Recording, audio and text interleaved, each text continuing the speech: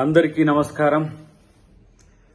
MLA MLC అంశంలో party తీసుకున్న నిర్ణయం పట్ల చాలామంది నా అభిమానులకు తర్వాత పార్టీ అభిమానులకు కొంత ఇబ్బందికరమైన పరిస్థితి వచ్చి ఉంటుంది.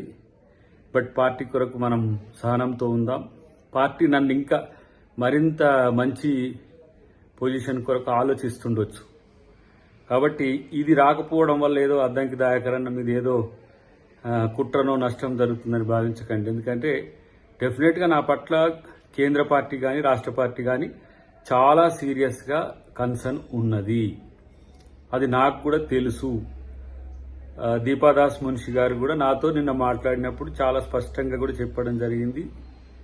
కాబట్టి పార్టీ యొక్క విధేయునిగా పార్టీ నిర్ణయాలను గౌరవించాల్సిన బాధ్యత నాపై ఉన్నది. ప్రతిసారి అద్దంకి దాయకరన్నకే నష్టం జరుగుతుందని భావించే మిత్రులు ఎవరైనా సరే మంచి జరగబోతుంది కాబట్టి అందరూ కూడా సంతోషంగా ఉండండి. పార్టీ అధికారంలోకి వచ్చింది. దాయకర్కి అవకాశం ఇవ్వడం అనేది పార్టీకి చాలా చిన్న విషయం.